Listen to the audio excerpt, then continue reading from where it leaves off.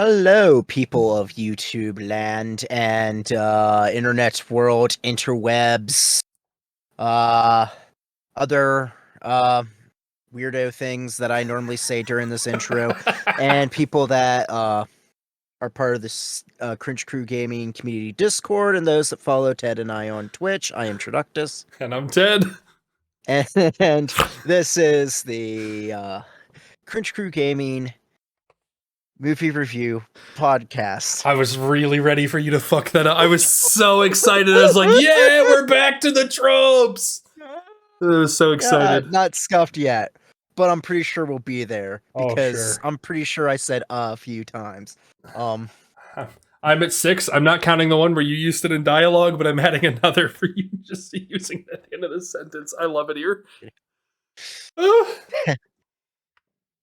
That being said, oh, god damn it. We've made him self-aware. I've always been self-aware. But that being said, we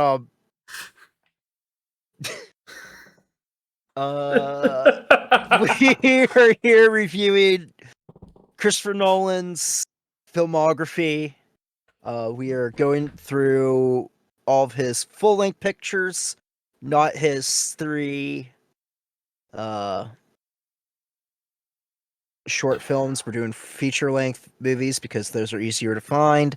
And we are reviewing them one by one and ranking them like we did with the Bond podcast, which you should also check out, which is on our YouTube. And when I decide to not be lazy and try to find someone to do the fucking album artwork, that should be on Spotify as well.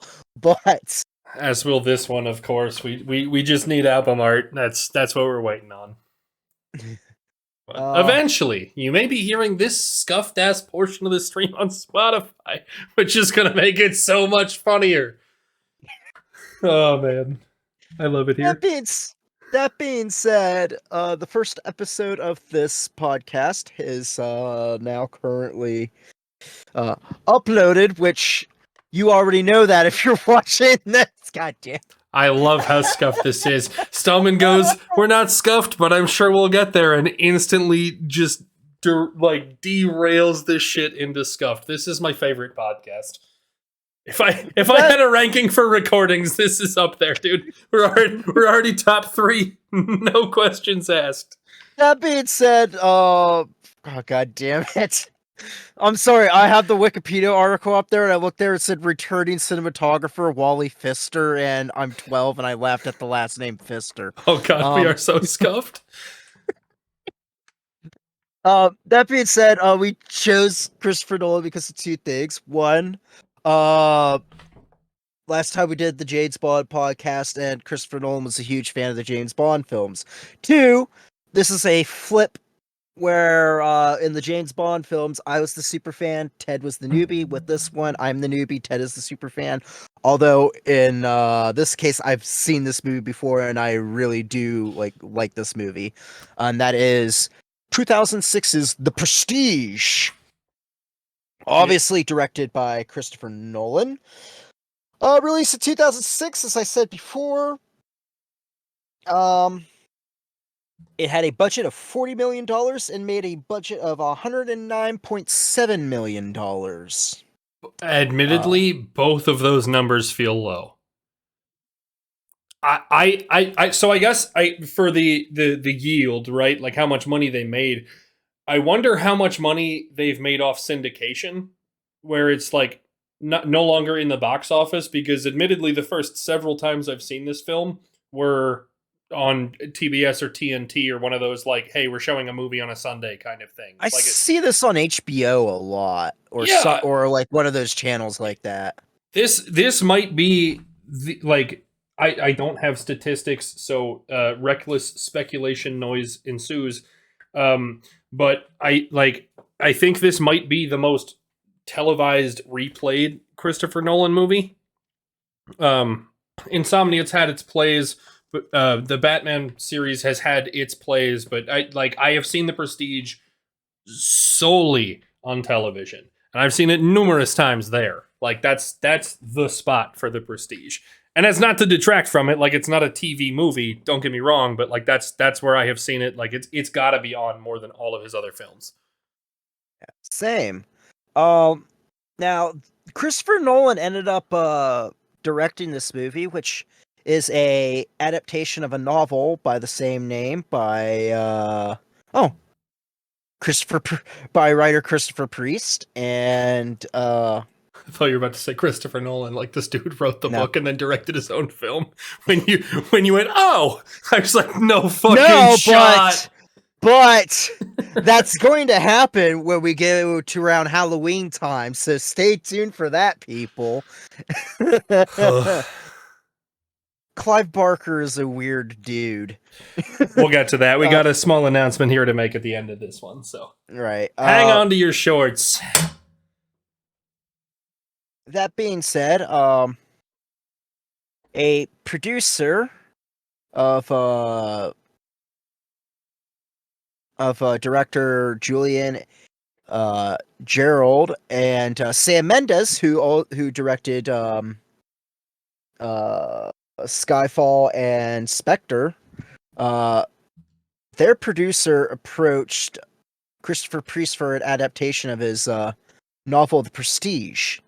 And that being said, Priest was impressed with Nolan's films following Memento and pretty much stated that that if a movie was going to be made, he told the producer, whose name is Valerie Dean, that he would want Christopher Nolan specifically to direct it. And Valerie Dean brought the book to Nolan's attention, and then the movie got made. I think that's interesting. Like, so when we watched Insomnia, you could tell that it had been a novel, but it wasn't overbearing. Like, it was very watchable as a film. I mean, it wasn't just a novel; it was a remake of a movie. Right. Well, okay. So, you could tell that there was source material, I guess is a better way to put it. And this one, like, we'll obviously get into it more later during likes and dislikes, but, like, this one made itself very, very, very evident that it was from a novel because the storytelling aspect of it was book-like, was strange, where it's kind of separated everything into pieces, much like chapters in a book. Like I think this one definitely stuck out as you could tell this was a book first. Just the way everything played out kind of hit certain strokes. That being said, I think we should go into casting, because casting's actually kind of interesting. We have Hugh Jackman, Wolverine, Yep. as Robert the Great Danton Angier / never mind, we're not spoiling that. Yeah, the one thing that I'll say about Hugh Jackman is that I think this role was overperformed and simultaneously underwritten by Hugh Jackman. It hit a weird spot where it felt good, but if you're paying attention to it, like there were multiple flaws with the casting there. I think he did a good job. Like I don't think it stands out as being like notably bad, but notable. Nolan cast Jackman because he stated that Angier has a wonderful understanding of the interaction between a performer and a live audience, and a quality he believed Jackman possessed. Jackman himself portrayed Angier on 1950s era magician Channing Pollock. Also, Jackman portrays Gerald Root, an alcoholic double used for Angier's new transported man. The next person is someone from Batman Begins, Christian Bale, as Alfred the Professor Borden, not Alfred, that's Batman's thing. Yeah. Not that Not although Alfred Michael the Caine Butler. shows up. But... Michael Caine is also casted in this movie, so the name Alfred is real fucked up. Alfred the Professor Borden, who is a working class magician, which I'm pretty sure which is kind of funny because Christian Bale basically kind of has like a very, very fucking old timey British accent in this. It's We'll like, get oh to wow, that. you really took working class to the hill on that one, didn't you, buddy? We're gonna get to that. It's on my list twice. But Trust.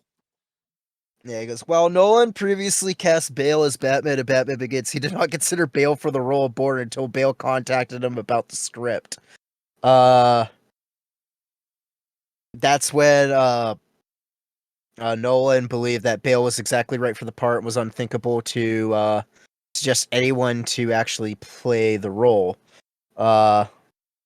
He also Nolan also suggested that actors not read the original novel, but Christian Bale, being Christian Bale, said "fuck you" and did it anyway. That checks out so hard. Oh, We have Michael Caine as John Cutter. Um, Nolan actually wrote the part before he'd ever met Michael Caine, so this was in the works even before Batman Begins. And Michael Caine actually, to create the character's nuanced portrait, I get quote unquote portrait. That's what it says on this. Kane actually altered his voice and posture, which I don't know if he altered. the voice checks out. It's on my list. Michael This, Caine. yes, sir. It's less notable than Christian Bale's, but again, we're gonna cross that bridge when we get to it. I promise you, it's on my list. I have I didn't so know many so. notes about this I thought movie. it just sounded like Michael Caine, but So many notes. Scarlett Johansson's in this as Olivia Wincombe. She got the role. I mean, Nolan was very keen for Johansson to play the role. When he met her, discussed it, she loved the character and took it. So right away, this is weird. Like Hugh Jackman, Christian Bale, Michael Caine, Scarlett Johansson, all from like superhero movies, and we also have Andy Serkis, who's also in who's in like the Marvel movies as Mr. Alley, who's Tesla's assistant.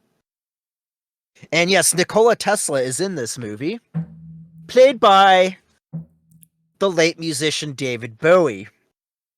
And apparently, Nolan stated the only guy he had in the mind to play Tesla was quite literally just David Bowie, who initially turned down the part. However, Nolan, being a lifelong fan, flew to New York City and pitched the role to Bowie in person, telling him no one else could play the part. And then Bowie finally accepted the part. The Bowie casting was kind of fitting. Like the Tesla character has a strange way about him. Is kind of a showman, but in like a C level role where it's fitting. It might be the best casting in this movie. Not to detract from other characters in this movie, but it may be the best character to actor like balance. We have Piper Perabo, who is known for her role in Coyote Ugly. Coyote Ugly is a way different Yeah, movie. yeah. Sorry. Uh, her also role as CIA agent Annie Walker in Covert Affairs, and I believe she's in Yellowstone. I know that I Yes, she recognize her is. face. Summer Higgins in Yellowstone. I know that I And recognize her face because there was a 10-second period where I was like, that's not Keira Knightley, but it kind of looks like her. Wait, I've had that thought before. And then I transitioned into all the other places that I've seen her. So like you could like recognize this actress, although it may not be for all roles that are all hers. yeah, she is plays Julia McCullough, who is Milton the magician's assistant, and Angier's wife. And we also have Rebecca Hall, who uh,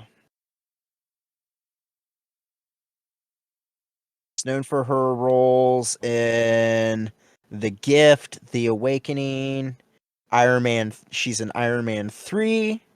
Uh, Or superhero movies. Yeah. And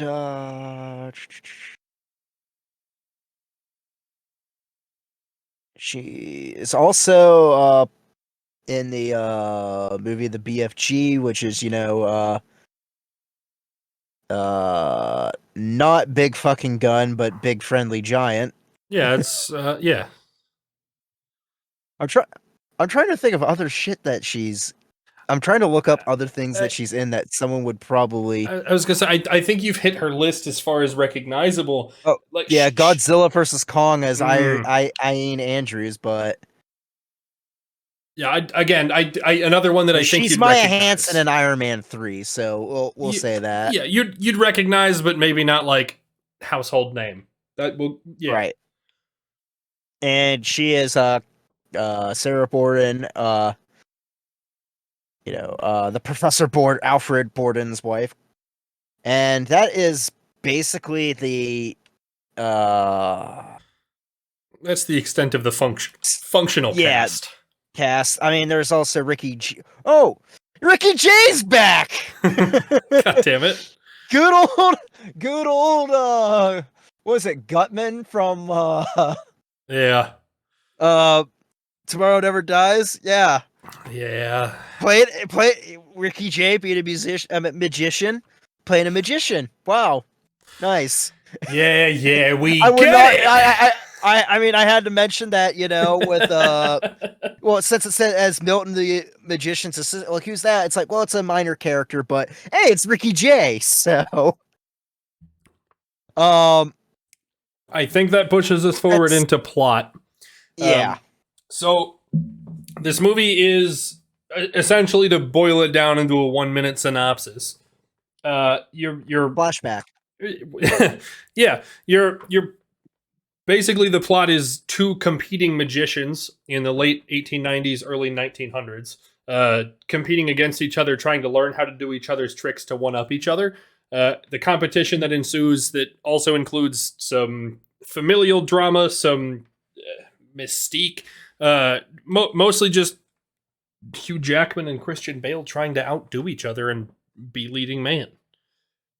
And on top of that, just them just being overly obsessed over doing that and end up like kind of destroying themselves in the process Yeah, in different ways. yeah, very much so. That's going to come up more in likes, but we're going to shake up the formula a little bit in this one. We're going to go to some dislikes, then some observations that are kind of neutral about the movie that are important to share, and then we're going to get into likes. I'm going to let you lead off with dislikes if you've got a decent list, but I'm going to go off on this movie. I'm just Okay, I do think the movie jumps around a little bit too much, where it gets kind of wonky because it's Christian Bale reading Hugh Jackman's diary. There's a part where it's like Christian Bale read Hugh Jackman's diary, and in the diary he's reading about Hugh Jackman reading his Christian Bale's diary, and that's just granted I've never read the novel, so therefore that might be like how the novel is, but that's it does do some weird jumping. yeah, it's Like it's not hard to follow, but thinking of that concept can get a little confusing and make your brain hurt a little bit. and I think that a lot of the struggle with this one, with the time jumping specifically, is that like you're not necessarily cognizant of the fact that it's jumping time. I think we were about halfway through the movie when I made the comment that like, oh, this jumps more than I remember it jumping. Like, Yeah, because I remember it being very, very linear, but right? it's not at all. What I remember, I admittedly I haven't seen this movie before now since middle school. I've watched it several times. I knew the whole plot line. Like, it's not like I'm unfamiliar with the movie, but to go and rewatch it now, maybe a decade later, I thought I remembered a very linear storyline with flashbacks that became evident they were flashbacks, and instead the first, I don't know, We got a Christopher Nolan movie. yeah, the first hour and a half was like, oh shit, they put that one piece in front of us, and now I'm realizing that like this didn't go straight forward, and it jumps a lot.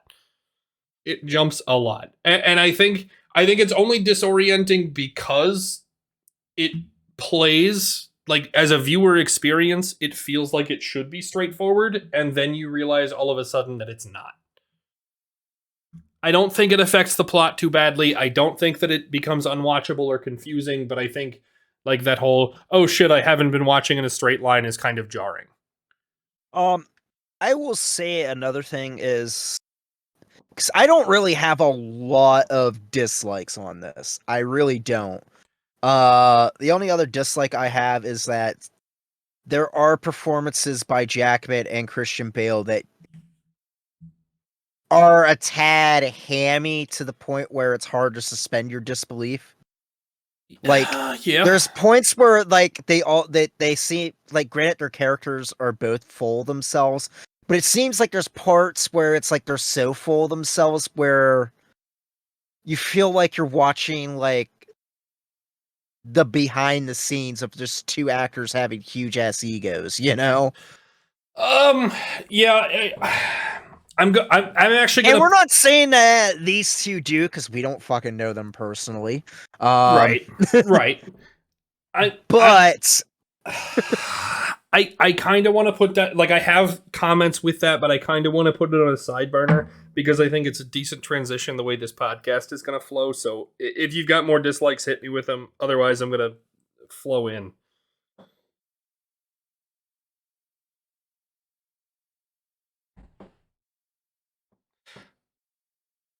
Silence I indicates really probably don't. not. I really fucking don't. Like, Okay. I mean, I don't really have many complaints about this movie at all. Like, it's I'm gonna again leave that one on a side burner then, and I'm gonna visit some other points before I come back to that one. The first thing that I think is super obvious. I know I'm cinematography guy. I know it's a fucking trope.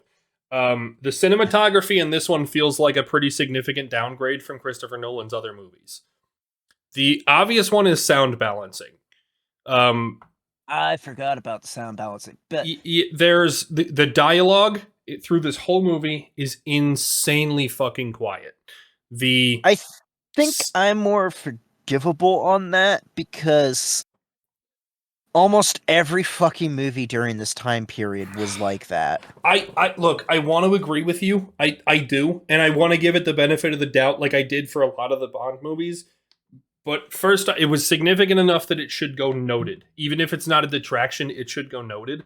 But also, like, I agree. I agree because trust me, it bugs me too. I just think, unfortunately, I've been desensitized to it that I just kind of expect it. You know, I think the reason it's so significant in this one is that it's hard for me to chalk it up to product of the times because Batman was so well balanced. right? Same director, like the whole thing, like Batman sounded flawless. This one fucking did not. And I think that's what makes that one so significant. So another one of my issues is that like this comes through as a timepiece. Because of the plot, I'm sure because of the source material, like obviously that's necessary for the story. But it feels weird to be set with like, hey, how many modern things can we use while still setting this in 1890? And it feels like they just kind of put it there, forgot about it, except for the costume department. Like, it just kind of like the competition, the rivalry, the careers, the news, the way that information disseminated between characters that you didn't necessarily get to see, like it just felt like it was far more modern of a plot line than the 1890s. But because of the characters they used within the story, it forced itself to be in the 1890s, and it sat really strange. Yeah, 1890s or early 1900s. We're not quite sure. My guess is that this played over about a 5-year time period from probably like if I had to violently guess it, 1897 to 1902. Like that's Right. like if I'm off by a couple of years, it's not by much. It's definitely pre-1920. That's for damn sure. Even before 1910, like we didn't get anywhere close to the Depression. Depression's 1930. World War Great One. Depression's 1930. World War One went 19. Yeah, the Great The Depression Roaring happened. The stock 20s. market crashed in 1929. Roaring 20s to the collapse. Yeah. Okay, you're right. Anyway, either way, it happened. It happened. It even happened before the Roaring 20s, right? Like I Right. mean, Yeah. Yeah. Definitely. this was like financial security, but not booming economy, right? Like there's still Yeah. there I are mean, still this was before there was even. This was before like the automobile was popular. yeah. Yeah, no, and I think that's very evident, right? Like I think it's probably pre-Ford. I again, it only feels weird as a timepiece because of how the movie played out. I recognize that the plot needs to happen in this time space, but it's kind of like they directed it with like yeah, it's early 1900s, and then we don't give a fuck anymore. Like put them in the right costumes and we don't give a shit.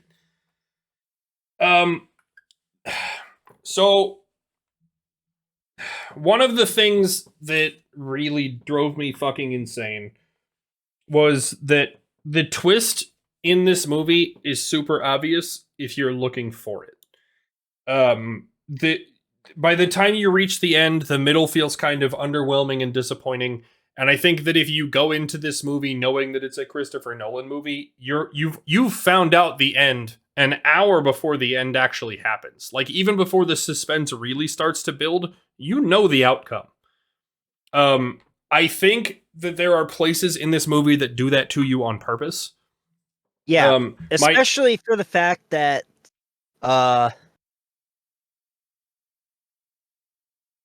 that the whole point of the reveal is that it is obvious.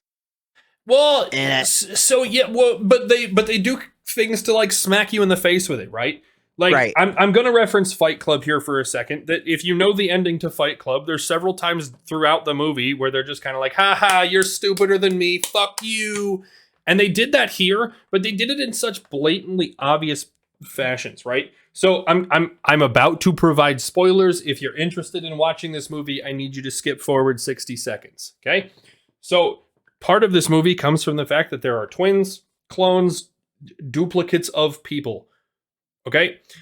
So the character who plays Christian Bale's duplicate is through most of the movie like a body double. However, there are certain scenes they zoom in on his face and leave it there on purpose so that you know it's Christian Bale. Look really hard, it's him.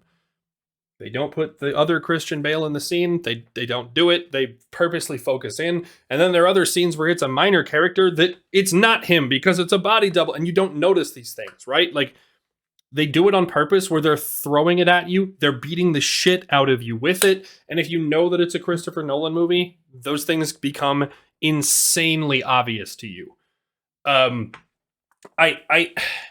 think it was very assertive the way that they put it in front of you. While I can appreciate the whole like, haha, go back and watch it again and you'll know. But in this one, like they're trying to make you know before you do know. Even if you hadn't seen this movie before and you're just kind of like intently watching, you're gonna know. And it drives me nuts because it makes the ending of the movie make the middle feel like, oh man, I watched that for nothing because I noticed this an hour ago. Just kind of weird. So I'm gonna come back now to the actors and the casting as a transition from dislikes into general observations. So, Dislike Dave Bautista, like Dave Bautista. Fuck off. So I think that this cast, we mentioned it in Batman that there were a lot of people who are big name actors doing roles that are kind of beneath them for the quality of the craft. And in Batman, that flowed. That felt really smooth. Yes. In this one, it more felt like Jackman and Bale were competing to see who was the protagonist. They wrote the whole movie around that conflict, and they never really decided. They just kind of shit out an end product. I think both men are both given a lot of screen time, and yet somehow still not enough room to create their full character.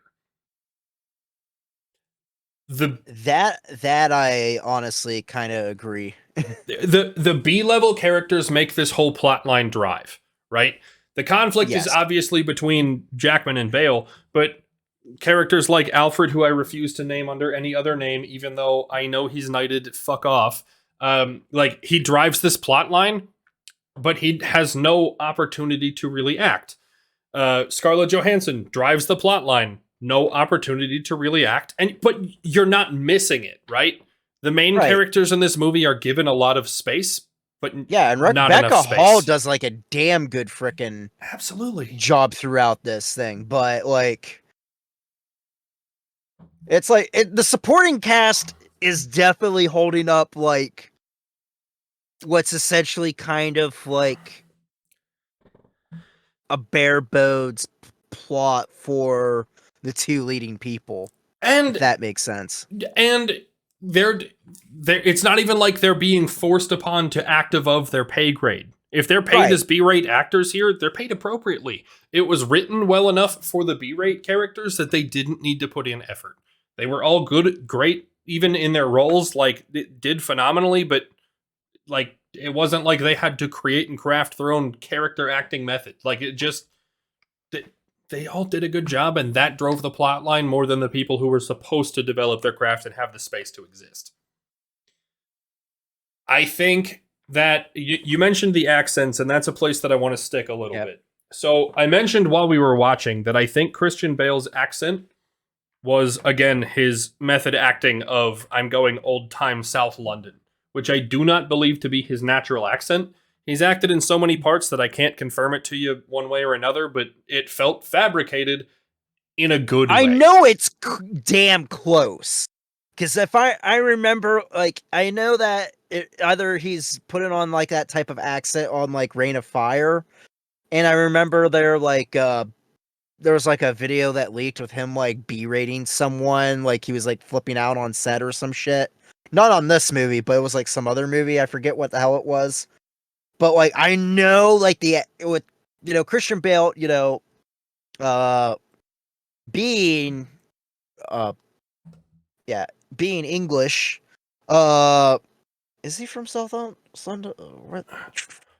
If I'm not mistaken, he's close to London or London suburbs somewhere. But like, He's from fucking Wales. oh, then not even okay. So again, even still, he's fabricated another. Like you can tell that it's fabricated, even though it's close to his natural accent, but it's distant enough that he's put it on to be a timepiece. All the credit in the world to Christian Bale for making that happen. But the other places that like to compare that authenticity to character, Hugh Jackman just kind of sounded like Hugh Jackman. There was no accent. He didn't put on a shtick, right? Thank God he was supposed to be American. Wait, they were all American. Wait, no. Hugh Jackman did put on a fucking accent. Not really. Yeah. Not really. You understand Hugh Jackman's Australian, right? Yeah, and not really, Stahlman. That's what I'm saying. Okay. That like it was it bled through a couple of times. Like it was not good. Okay. The Alfred, who again I refuse to name by any other name. No, he like his accent was again. Strangle you, Ted. Do it. Michael Caine. Yeah, Sir Michael Caine. He's still fucking Alfred. Fuck off. I'm still bitter that they named a character Alfred immediately after Batman while casting two Batman characters. I'm frustrated. Anyway, Michael Caine's accent was also fabricated. Like he picked a different part of England to make his voice sound, but again, halfway through, it kind of lapsed. Scarlett Johansson was the only one I think who stuck to the accent through the whole movie, and hers was fucking piss poor. Like it just there was no authenticity to the time. Yeah, I mean, Bowie's like even Tesla Bowie's was accent strange because it was like a British Russian living in Colorado. It was really fucky. Yeah, like, but at the same time, like it wasn't.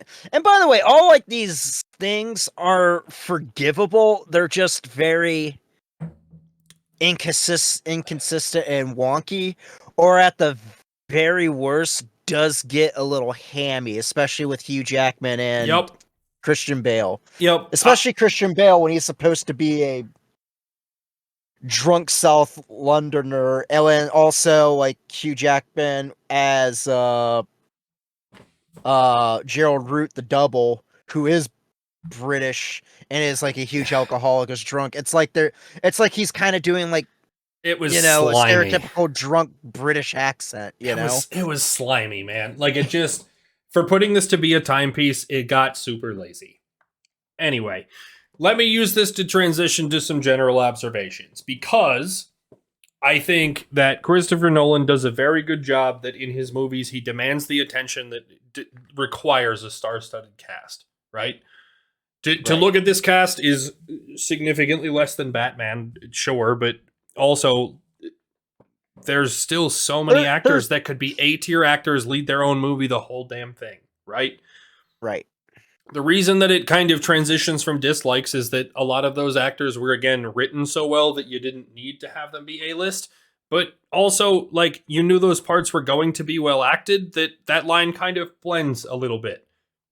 The fact that Scarlett Johansson is like 4th or 5th on the character listing as far as like important characters would indicate to you that, like, since she can lead her own movie, she's going to do a really great job in this role. Michael Caine, same way. Like there's characters in this that I think really hit their roles. The part that bothers me is I don't know if we mentioned this in the podcast or if this was something we were watching during the movie, that while Christopher Nolan uses a ton of recycled actors to play characters in various different movies, most of the time you don't feel it. It doesn't come across as, oh fuck, it's the same guy, here we go again. But this movie, even if there were very few that, were recycled, they felt super recycled.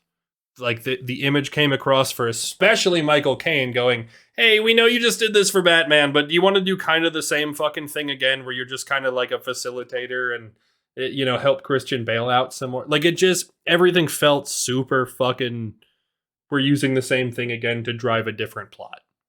And this is a year gap. Mm-hmm. It just it feels like even to some extent, I know Hugh Jackman hasn't been in one of these movies again, but I get the same kind of impression. It's like, hey, let's use this top tier actor to just kind of push forward a plot that was written without you. We got Batman, we might as well have Wolverine. Yeah, it was. I can't use the word recycled for Hugh Jackman, but it was the same kind of, hey, fill a role that you've probably done before kind of thing. One of the observations that I have before I turn it over to you, Stahlman, that I just want to get to without it being in likes or dislikes distinctively. Usually when you watch films, TV shows, even fucking Instagram reels about magicians, there's some sort of mystique about it, right? Right. And I think the mystique here is to the plot. While the whole movie is based around magic and magic tricks, you never feel like, well, how'd they do that trick? Like, there's nothing that kind of drives you towards the driver of the plot. And I think that just kind of sits in a strange place. I think it benefits the quality of film. I think it detracts from your level of entertainment as a viewer, if that makes sense. Yeah, because like a lot of like the magic tricks are obviously just camera tricks. Yeah. As opposed to like legit magic, which I think is like a legit criticism. Especially since like the main people are supposed to be like, like top-notch magicians that are competing with each other, and obviously like it's not done by like, I mean, hell, they had Ricky Jade there. He could have just been like, hey, why don't you do an actual magic trick? Because even then, like, case in point, like, the movie The Hustler. Like, where Paul Newman is a pool hustler. He actually, learned how to actually shoot pool. And there's actually scenes of him actually shooting pool and actually doing like rather hard shots. Same with Jackie Gleason, who actually was a pool player along with also being like an actor as Minnesota. He plays Minnesota Fats in that movie. They actually have like they're actual half decent skilled pool players, or uh, James Bond, VJ. He's a tennis player, and like you see him actually like do like things with like a freaking tennis racket and stuff. And this, it's like you had the magician there. How come not have like the magicians actually do actual like magic tricks as opposed to like just make it just simply camera tricks? I understand why like the transporting man has to be a camera trick, but it seems like everything else around there is just a camera trick, with And the exception of the two rings smashing them together that everybody's seen. and I like if you've got no other observations, I think that's a really good push for me for likes. So part of the reason for the camera tricks is because they're prioritizing the plot instead of the magic. Right. It feels very strange to have a movie centered on magic where they're never actually showing you any magic. They're just showing competition.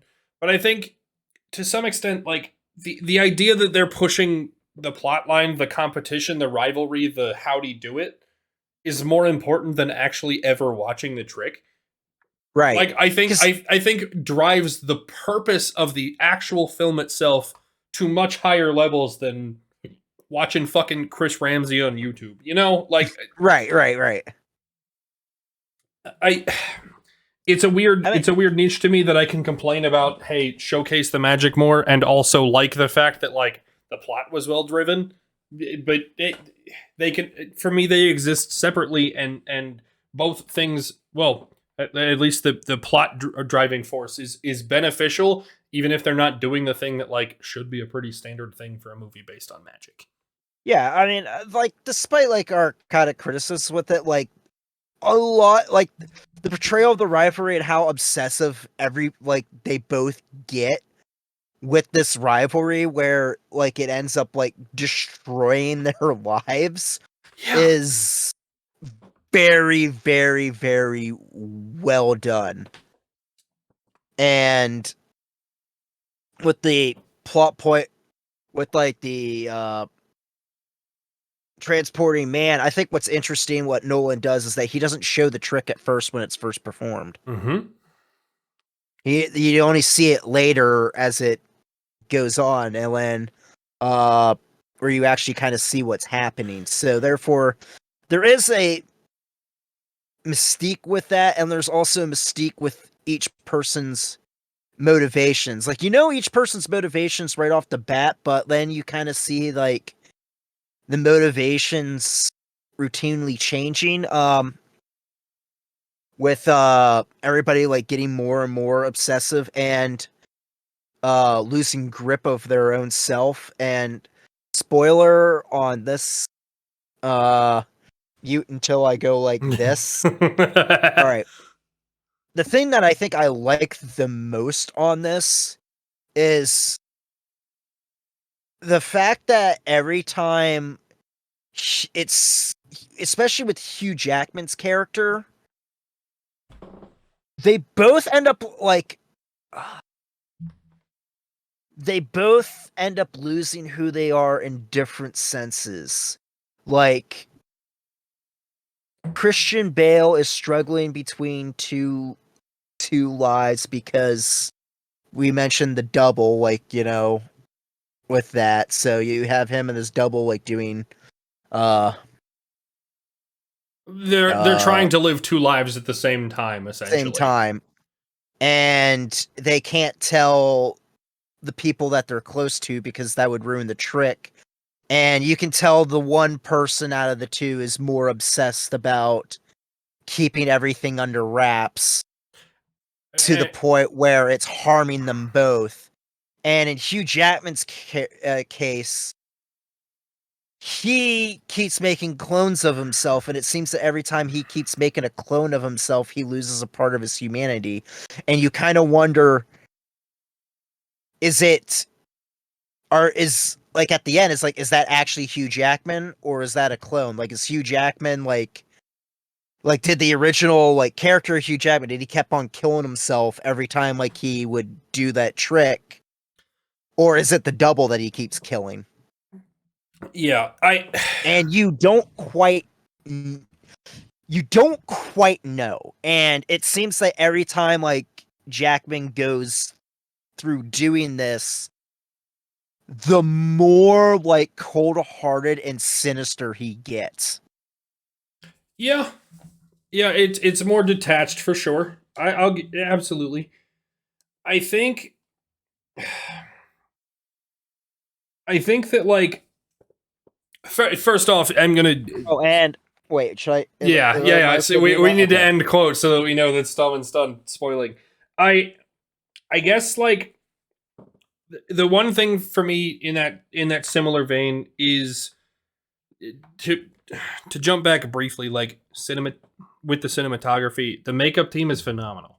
Okay, like the Oh, ability to like not make it abundantly obvious, although they're trying to make it abundantly obvious. The makeup team does a phenomenal job with disguises and all of that. Like, fantastic. But I think the one like big positive for me is that Hugh Jackman is definitely the protagonist in that like that's who the movie is following, but you right. never end up rooting for Hugh Jackman. It's not that you're rooting against him. Yeah, because he's very sympathetic at the beginning, It's just that like which they both are at the beginning, and then they just so they it's just turn into like unsympathetic jagoffs. it's more that like you get enough of both sides of the competition that you're more interested in the plot than rooting for one character, which I think is difficult to pull off. So absolutely incredible. I don't know if you experienced the same thing as I did, Stallman, but one of the big things that I have when I watch TV shows or movies is that like a large part of the attachment you build to characters is I know their name. Right. And in this one, you really don't. Part of it is that they use some difficult names, different pronunciations, whatever. Part of it is that like certain characters have multiple names or aliases or whatever. But like a lot of it is that like I think a big issue is that uh it's almost like they're playing heightened versions of themselves. Like Hugh Jackman's playing like a heightened version of like a stereotypical Hugh Jackman performance, and then Christian Bale's doing like a stereotypical like Christian Bale performance. So I think that therefore, it's just though that you can follow the actors, you can recognize their face, know who they are, what they've done previously, even if you don't know their name. but the characters themselves don't really have like a distinct Yeah, character. yeah, and like I as much as I hate to say this out loud, like I think it's almost beneficial that you don't know the characters' names because it means you're attaching to the plot more than you're attaching to the characters. You don't have an investment in one versus the other. You don't have like man, I'm rooting for this guy because he came on camera first, or because they're telling the story from his perspective. Like it's really built in a fashion that you have to be dedicated to the plot to enjoy this movie.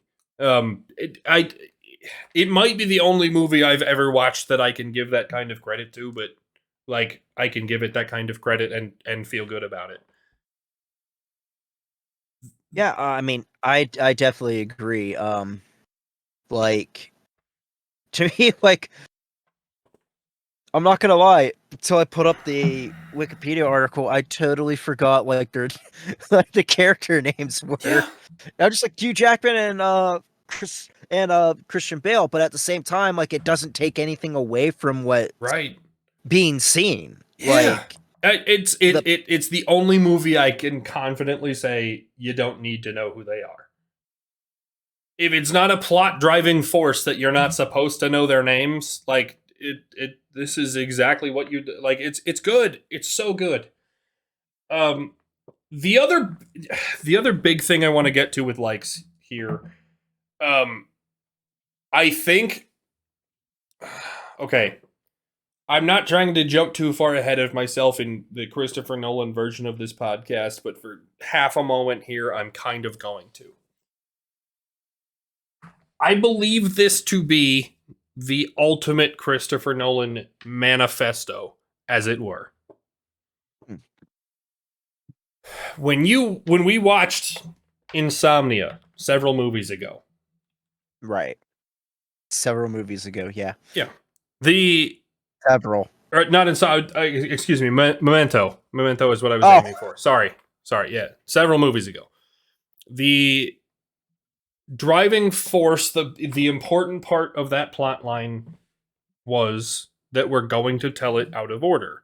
You're going to learn with the character, and I thought it was well done. Then I still stick to that. Like I think, fuck off, Stahlman. It was well done. It was well done. Like as much as you can write a movie in reverse, he did it. There was still a feeling of it sucks that they had to tell this out of order, and I feel kind of confused or that I'm working too hard for the movie. right.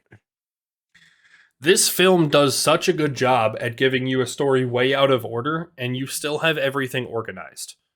Yeah, you I like, despite me saying like, it kind of makes your brain hurt a little bit, like you could still follow it. well, and It's just when you think about the concept of it, you're just like, wait, what? my thing is that you don't have to put effort into it. Into right? it. Yeah, you don't. We'll get to Tenet. I will talk much more about that movie when we get to that one. But again, part of the driving force of that plot is the direction that time is moving, right?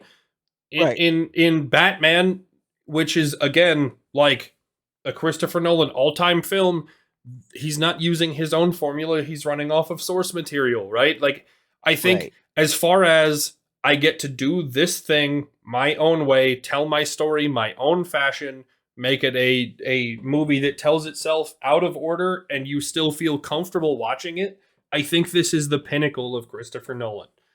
Yeah, I because think this is also borrowing from source material, but also, God, I don't want to say make it your own, but like, it fit the Christopher Nolan style. And well, I think it's the perfection of the Christopher Nolan style. It doesn't hurt your brain. It doesn't require a second watch. It doesn't require thorough paying attention. Like you can watch this movie pretty casually, never really get lost, even if they're not telling it A to Z. Right. Like And even then, like, if you're not paying attention, like, the reveal is like, holy shit, yeah, and I think this movie is the ultimate way that Christopher Nolan would want to tell any of his stories. I truly and wholeheartedly believe that if you're looking for the perfected version of a Christopher Nolan film, this is it, and it's not close. As much as this is not my favorite movie in his series, like this is as good as the formula gets. This is his swan song, his manifesto, his perfected fucking art. I think this is exactly where his stride has taken full step. This isn't finding it. This isn't past his prime. This is it. This is his prestige, if you will. fuck Prestige off. Christopher Nolan. I'm quitting the podcast. Ha! The first time it made me mad. The second time I'm enraged. No, but truly, like, I mean, I think that like if you're looking for a Christopher Nolan formula without knowing any of the other material, like without having interest in whatever the movie is about, like I think if you're looking for just formula, this is your pinnacle. Yeah, This is be where it honest, is. I when it comes to like if I want to get someone into Christopher Nolan, like I know like a lot of people say, "Oh, Batman," but to me it's like, well, it's a Batman movie, I mean, it's not saying that it's not Christopher Nolan or anything, but like if I wanted someone to get into like a what people would describe as like a Christopher Nolan movie, this would be the movie to do it. Yeah. I will say that like it's easier to transition somebody from Batman to his other movies, and that's solely because Batman's something you're familiar with and it's not as Right. confusing, right? Like it doesn't ever give you that jarring, oh fuck, I guess it is nonlinear, right? Like Batman's a solid watching experience. Then you can say, hey, you remember in Batman when this X, Y, or Z happened? It's the similar kind of plot device as any of the other movies that we've previously watched, right? Like it Right. would be easier to transition somebody casual watching for a viewer experience from Batman. But like if it's I want to know what Christopher Nolan's all about, this is the one. The Prestige is it. Which speaking of which, with this being a lot more unlinear than I remember Inception being pretty linear. So now I'm gonna. Oh So no, now, that is intentionally non-linear. It's if you watch that linear, you're fucked up beyond belief. Absolutely not.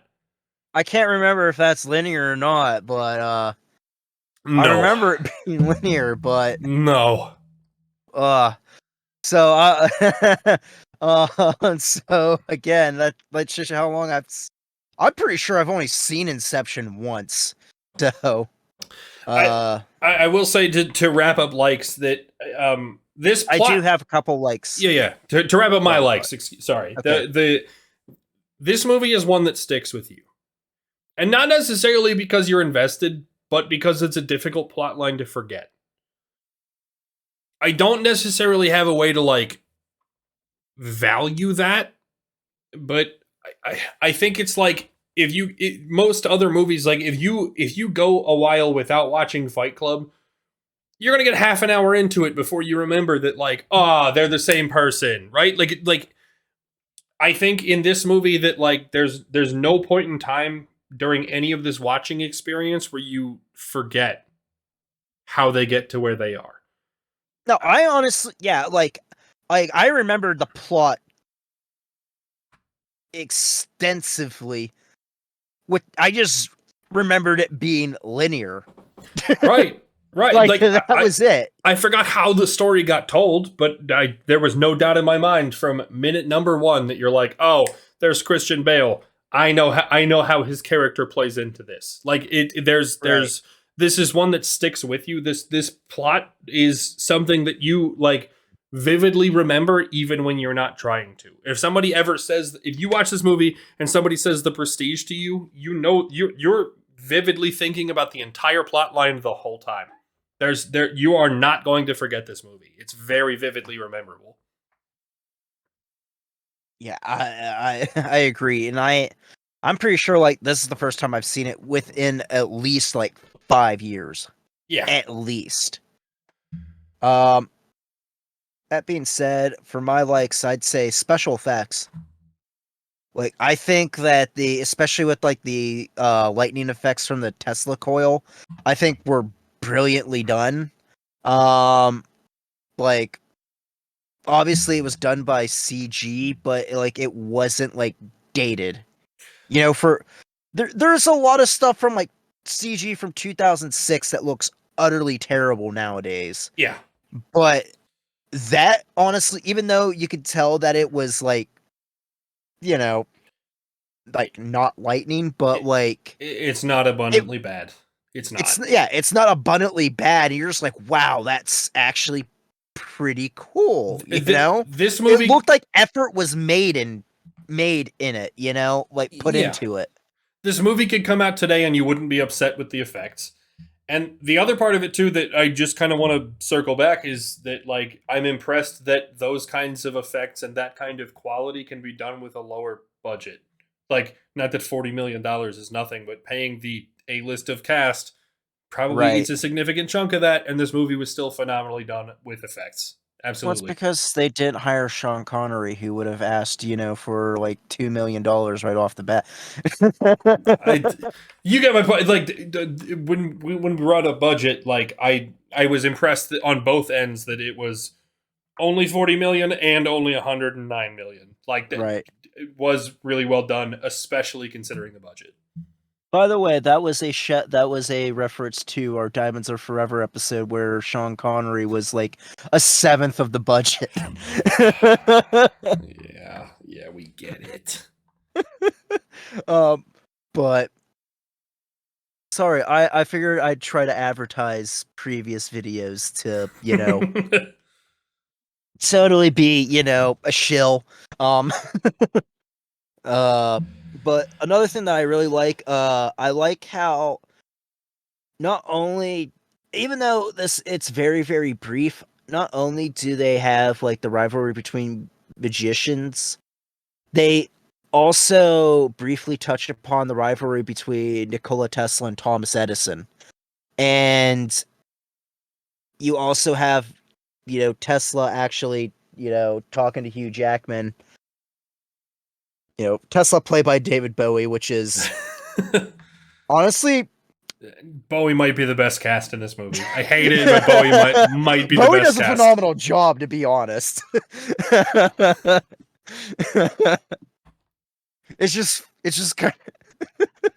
kind of funny that you're just like, never thought I would have David Bowie cast as Nikola Tesla, but I never thought it would work either.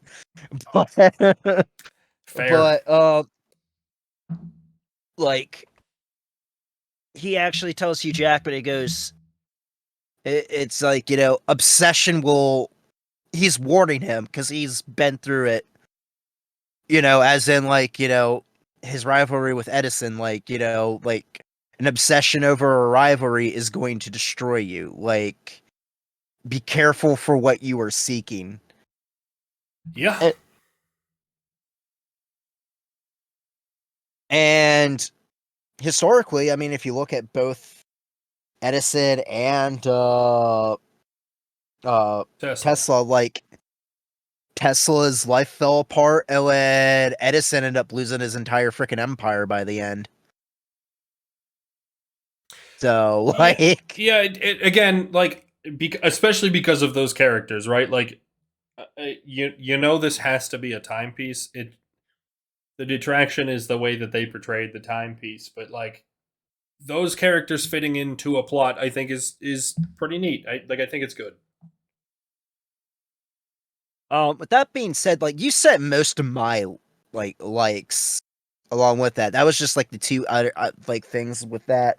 Uh, Again, the attention to detail for like almost everything in this is um really, really well done. And almost for as much attention to detail in this with like the reveal and actually leading up to it reminds me of Fight Club and also John Carpenter's The Thing, which if we ever decide to do like a John Carpenter thing, that was not intended. Do like cover John Carpenter. We're definitely gonna. Yeah. Well, I'm gonna see like the different things, how it goes, and we'll have that whole explanation on that. But that's if we, when if we ever get there.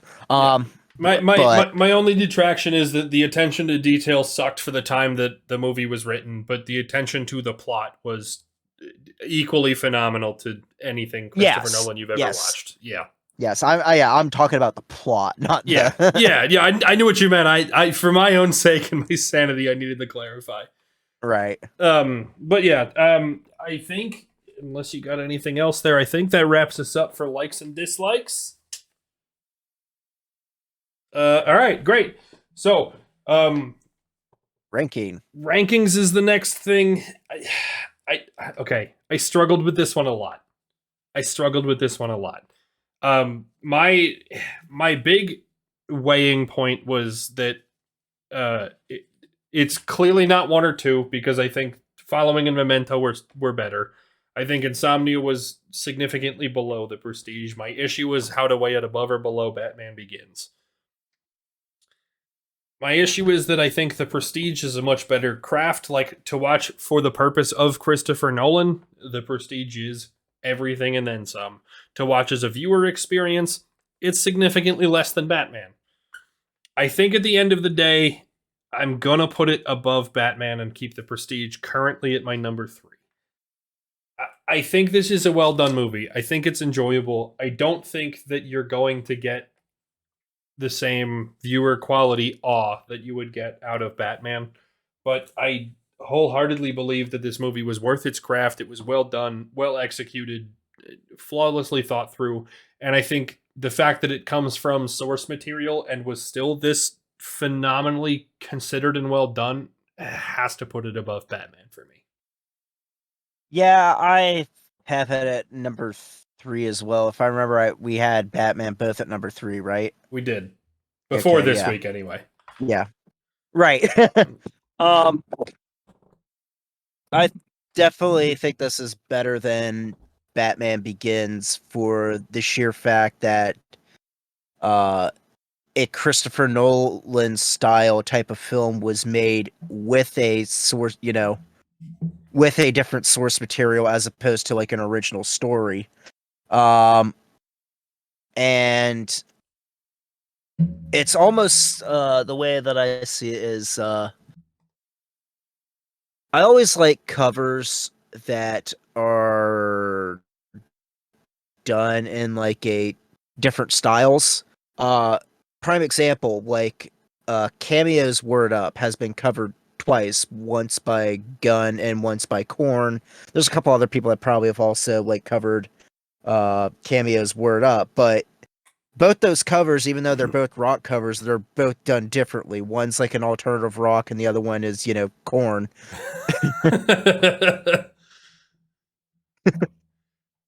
But they didn't just like they didn't just like, oh yeah, we did it exactly like Cameo. They put their own spin on it. And although I have not read The Prestige, um so I'm not sure if it was like in written form was already like a Christopher Nolan movie, but it's definitely like you could tell that it wasn't like Batman where it was like, okay, I'm making a Batman movie. This is like, okay, here's the source material. How can I make a Christopher Nolan movie out of the source material? Absolutely. I wholeheartedly agree with all of the same points. So, with that being said, like, I think that anybody could have made that any competent director could have made Batman Begins the way that it is. I don't think anybody else could have. If anybody else directed The Prestige, I don't think it would have been like this. I think that's a really great way to put it, to be honest with you. Like, I wholeheartedly agree. That brings us to the end of this one. One quick announcement. We're going to try and continue the movie podcast through the summer. We're weighing directors at the moment to kind of fill some space. However, yes, since we found out that Oppenheimer does not come out until July. yeah, we're trying to buff some time, okay? But also need my 5 videos a week on YouTube quota. So we're gonna try and continue the movie podcast through the rest of the summer. We're looking at alternative directors. We have a few in mind, but if you have anybody that you'd like to recommend, please put them in the comments. The important part of this announcement is that 3 weeks in October, Monday through Friday, each one of them are going to have a video. We have several series planned for different weeks so that you get different forms of content, different ideas worth of content, but we're going to do a whole Halloween horror themed month. Even though it's into football season, you're getting fucking spoiled. Congrats. That wasn't supposed to sound so conceited. Anyway, as always, please follow us both on Twitch. Are we gonna go into details on? Oh, not yet. No, we're gonna wait. You gotta hang around. Okay. As always, if you're interested in our content individually, please follow us both on Twitch. Stahlman at Traductus, myself at Ted Green Eagles. If you're interested in more collaborative content, community events, that kind of thing, hop in the Discord. While in the Discord, you can also check out the movies that we're watching for this podcast and the ideas for future continuations of the movie podcast, which I've recently mentioned. You can watch those all in the Discord with us on Tuesday nights. We may even get into the point towards football season that we have to watch multiple movies a week, so you have multiple opportunities even if Tuesdays don't work for you. Please hop in there if there's something you're interested in. Always willing to collaborate and hang out, so please be sure to, check into that and, hop into a podcast if you're absolutely interested in it.